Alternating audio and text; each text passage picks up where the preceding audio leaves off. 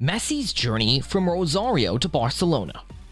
From the dank streets of Rosario to the grandest stages of football, this is the story of 36-year-old Messi, an unforgettable example that dreams can indeed become a reality. You won't believe that this maestro, this virtuoso, who has orchestrated symphonies of success with every touch and every pass, was once a common man like you and me. But he stands, yes, we are talking about a guy who was once diagnosed with growth hormone deficiency, but now he stands out. So buckle up, grab your popcorn, and keep your eyes on the screen. This is the story of the GOAT, Lionel Messi, who was born in Rosario, Argentina on June 24, 1987. He was brought up in an impoverished atmosphere, but picked up an early interest in football. Both his mother's and father's families were Italian, and they had emigrated to Argentina after World War II.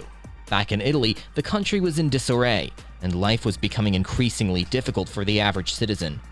Messi's paternal great-grandmother was an immigrant from another European country, Catalonia. When she fled, she had no idea that her grandchild would one day become the most recognizable figure in Catalonia and the ruler of Barcelona. Picture this, you're a teenager in the late 1980s in a country like Argentina. You have been subject to intense peer pressure and adoration of the beautiful game. At the time, they were experiencing the grand old days, with Maradona still active. But Messi did not only adore the game, he wore it. In fact, Maradona's record-breaking goal-scoring year also occurred to be Messi's birth year. Messi's family also had a great interest and expertise in playing football. He was obligated to play with his siblings whenever he was in the same room as them, and being the youngest of 3 siblings who all tried out for football, he never felt out of place. When Messi was 4 years old, Grandoli took him to a pitch near his home so he could play football by himself, at the training sessions at a local park where a club trained. Several times, Messi kicked the ball and made an impression on the club president Salvador Aparicio, and the player hastily slammed the ball into a wall. Now here's the thing, Messi was welcome to play in the team, but at first, Messi's attempt didn't go as smoothly as hoped. He was too small to play football, and his mother always said, no. But when Great Granny saw him playing, she said, come on, let him play, it won't do him any harm. And that was the particular instant when Messi's life was irrevocably altered. Messi began his professional career at the age of 5 with Grandoli, where his father acted as coach before moving on to Newell's Old Boys. It was almost unfair how much better he was than the other kids when he started playing, and everyone was shocked. In an interview, Salvador recalled how amazing it was to see him play. Believe me, he already did all the incredible things, the same kinds of things he performs now, except that the ball was as high as his knees. Because he never seemed to put on much height, we were concerned, but everyone agreed on his excellence, and everyone knew that our hands were holding the next Maradona.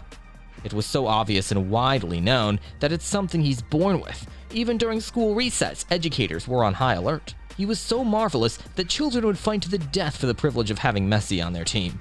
The kids on the opposing team's youth teams always stayed behind to see him play and perform an act while juggling the ball and other objects. You can imagine that Grandoli couldn't keep Messi a secret for very long. In just over 2 years, he had already begun to make changes. Newell's Old Boys was the most successful club in Rosario, and its youth program had supplied more players to the Argentine national team than any other country, and Messi was a die-hard supporter, who received one of their jerseys as his first birthday present. As Leo finished his final season at Grandoli, Maradona had started playing for Newell's, and of course Messi had made their move to Boca Juniors. Messi had also signed up with the team. They won 6-0 in Messi's first game for the team when he was only 6 years old. In any case, he was probably just setting the tone for what would eventually become known as La Máquina del 87 by this young club. Newell's didn't appear satisfied with only having a young Lionel Messi on their roster. This team also had a slew of other young performers.